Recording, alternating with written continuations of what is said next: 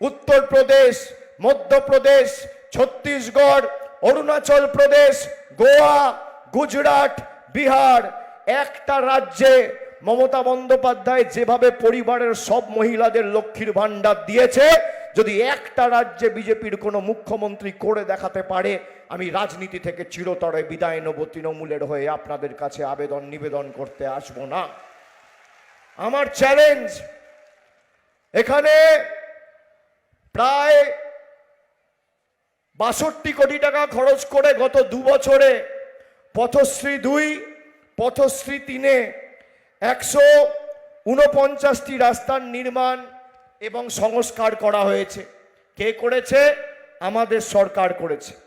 যুবসাথী নিয়ে যারা ব্যঙ্গ বিদ্রুপ করছিলেন, ফেব্রুয়ারি মাসে বাজেটে ঘোষণা হয়েছে খালি করিমপুর থেকে ২২,০০০ যুবক যুবতী যুবসাথীতে মার্চ মাসে ১৫০০ টাকা করে পেয়ে গেছেন।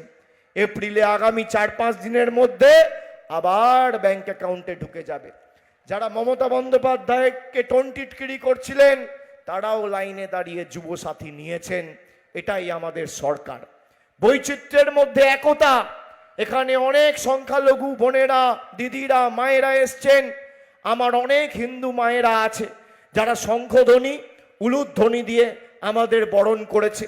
এটাই তো বাংলা, এটাই তো সম্প্রীতির বাংলা। নানা ভাষা, নানা মত, নানা পরিধান, বিবিধের মাঝে দেখো মিলন মহান। যারা বাংলার কৃষ্টি, সংস্কৃতি, ঐতিহ্য জানে না, যারা বক্তব্য রাখছে পিছনে স্টেজে কি লেখা আছে, এক লাইন বাংলা পড়তে পারবে না, একটা শব্দ উচ্চারণ করতে পারে না। রবীন্দ্রনাথ ঠাকুরকে বলে রবীন্দ্রনাথ সান্যাল, আজকে অমিত শাহ সভা করতে গিয়ে রবীন্দ্রসঙ্গীতকে বলেছে রবিশঙ্কর। এই হচ্ছে বিজেপি। মাছ খেলে আমাদের বলছে মুঘল, আমি বলছি না, প্রধানমন্ত্রী বলছে। কারা মাছ খান একটু হাত তুলুন তো। কারা মাছ মাংস ডিম খান একটু হাত তুলুন। বিহারের উপমুখ্যমন্ত্রী বলেছে যে বিহারে আর মাছ মাংস বিক্রি করা যাবে না। বিজেপি কোনো ব্যবস্থা সেই উপমুখ্যমন্ত্রীর বিরুদ্ধে নেয়নি। আমরা কি খাবো, কি পরবো? ডিম খাবো না মাছ খাবো না মাংস খাবো? ধুতি পাঞ্জাবি পরবো, পায়জামা পাঞ্জাবি পরবো, জামা পরবো, টি শার্ট পরবো, কোন রঙের পরবো, কোথা দিয়ে হাঁটবো, কার সাথে কথা বলবো, একান্তই বাংলার মানুষ ঠিক করবে, দিল্লির বহিরাগত জমিদাররা নয়। তাদেরকে কড়ায় গন্ডায় ২০২৪ সালে আমরা জবাব দিয়েছিলাম। প্রতিশোধ নিতে মানুষকে লাইনে দাঁড় করিয়ে এসআইআর এর মাধ্যমে ভোটাধিকার কেড়ে নিয়েছে।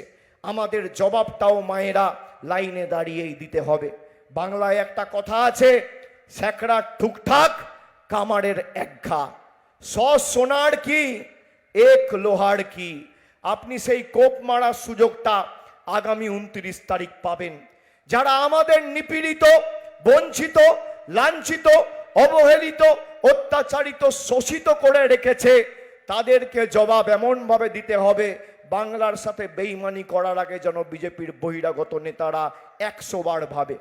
প্রত্যেকটা অঞ্চল থেকে সোহান চক্রবর্তীকে জেতাতে হবে। ভোট সরাসরি মমতা বন্দ্যোপাধ্যায়কে দিচ্ছেন।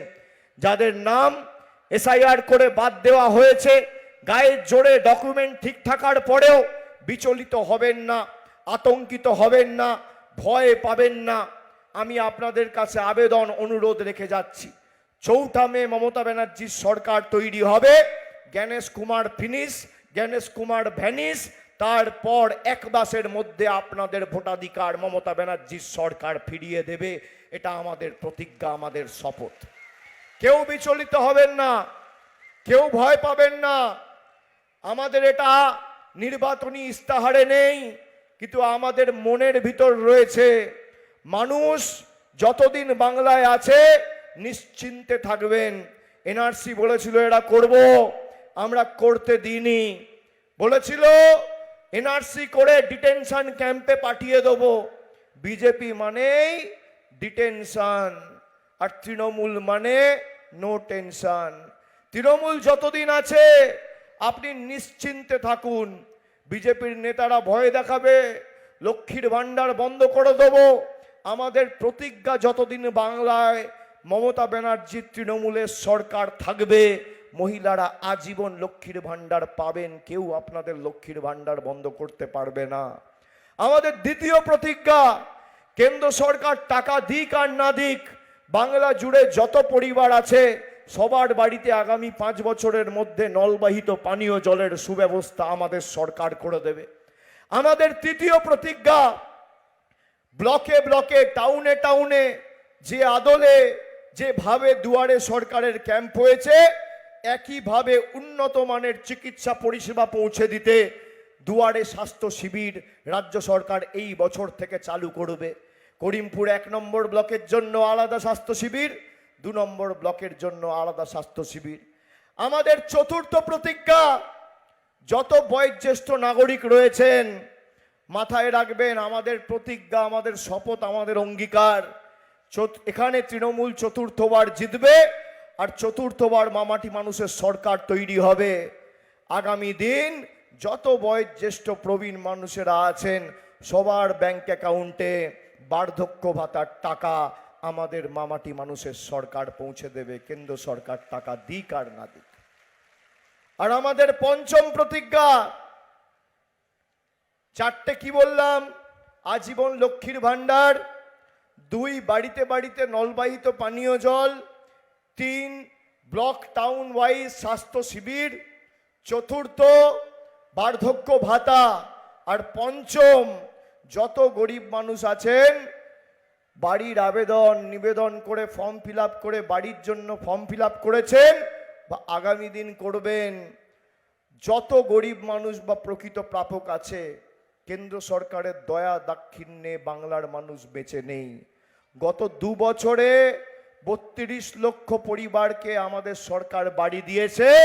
আগামী 5 বছর যত গরিব মানুষ আছে সবার মাথার উপর পাকা ছাদের ব্যবস্থা মমতা ব্যানার্জির সরকার করবে, কেন্দ্র সরকার টাকা দিক আর না দিক। আমাদের প্রতিজ্ঞা। এরা জলের টাকা আটকে দেয়, এরা বাড়ির টাকা আটকে দেয়, এরা সর্বশিক্ষা মিশনের টাকা আটকে দেয়, এরা 100 দিনের 2,74,00,000 জব কার্ড হোল্ডার তাদের টাকা আটকে দেয়। আজকে ভাবুন তো, 12 বছর মোদি ক্ষমতায় আসার আগে রান্নার গ্যাসের দাম কি ছিল? 400 টাকার রান্নার গ্যাস আজকে 1000 টাকা, ব্ল্যাকে বিক্রি হচ্ছে 2000, কোথাও 2500। চা পাতা ছিল 130 টাকা 40 টাকা কেজি, আজকে সেই চা পাতা 350, 360, 370 টাকা কেজি। কেরোসিন তেল ছিল 14 টাকা লিটার, আজকে কেরোসিন তেল প্রায় 38-39 টাকা লিটার। সর্ষের তেল ছিল 80 টাকা, আজকে 200 টাকা। ডিজেল ছিল 38 টাকা, আজকে 90 টাকা। পেট্রোল ছিল 50 টাকা, আজকে 100 টাকা। রেলের প্ল্যাটফর্ম টিকিট ছিল 5 টাকা, আজকে 30 টাকা। টমেটোর দাম ছিল 20 টাকা কেজি। ঢেঁড়সের দাম ছিল 18 টাকা কেজি, সেই টমেটো আজকে 40 টাকা কেজি, ঢেঁড়স আজকে 50 টাকা কেজি।